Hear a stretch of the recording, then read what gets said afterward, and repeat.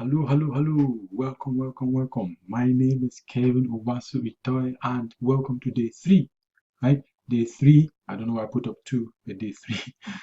And that's six. Sorry.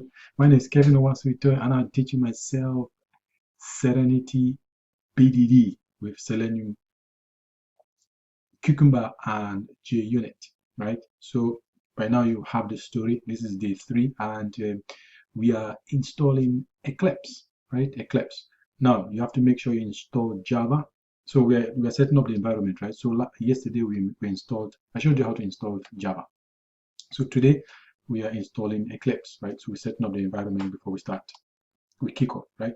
So make sure you install Java before you install Eclipse, otherwise Eclipse will not run, okay? And again, when I was teaching myself how to write automation scripts, UI automation scripts, uh, using Selenium WebDriver with Java, I downloaded Eclipse on my laptop, right? So I'm just going to run you through the process very fast, right?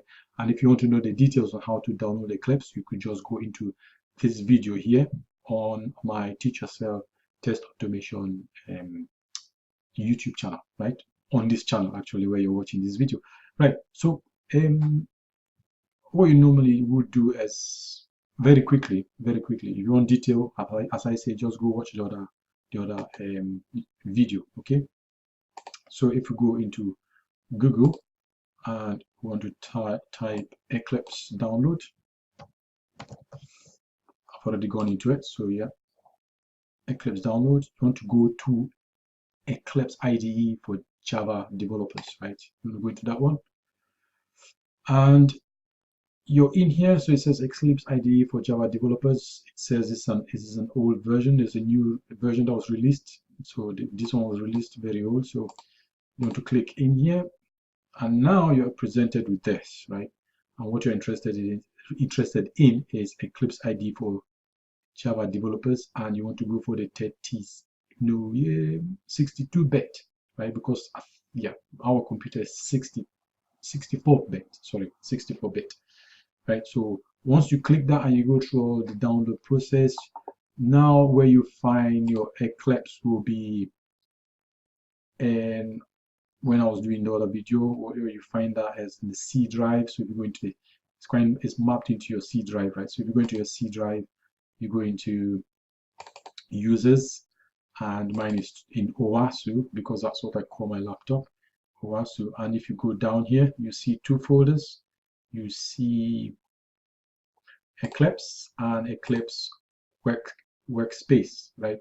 So you forget about Eclipse workspace just now. Eclipse workspace is where Eclipse, the folder where when you're successfully installed your Eclipse workspace is where all your test cases are going to be stored, right? That's a folder where your test cases are going to be stored. So all you want to do is you click into Eclipse. Now, if you remember what I said, you have to install Java before you install Eclipse, otherwise your Eclipse will not run, right? So when you double click on your Eclipse, you see the Java version you just installed. You double click into the Java folder and you see the Eclipse folder, and you double click the Eclipse folder and you see the Eclipse here, and this is what you want to launch, right? So now you successfully downloaded Eclipse, right? And that's what you want to launch. And I should have Eclipse here somewhere, maybe not, but if you double click this, that should launch your Eclipse. I really don't want to double click this just now because it's going to take a while and this video is going to be too long. Okay, so now we've successfully downloaded our Eclipse, and you should have Eclipse running on your system, right?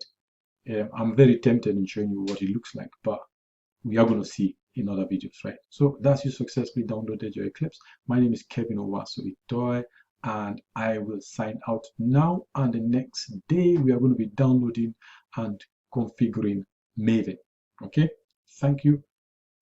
Remember, subscribe to follow the journey on to learn, right? So we are actually empowering ourselves through learning and using self-directed knowledge, self-directed education to leverage our 9 to 5s, to move on to a new level, to take that level and push on from there. Okay, so for me, I'm going from manual tester to test automation, and within the test automation realm, I want to go into consultancy and test architect, that area, so I can influence things within organizations and probably within the industry itself, right? So that's my drive. That's my drive, and in doing so, better my family, better myself, right? And that is what I am empowering others to do as well, right? So take that challenge and go for it. Okay. Thank you very much. My name is Kevin Owasu Itoe, signing out.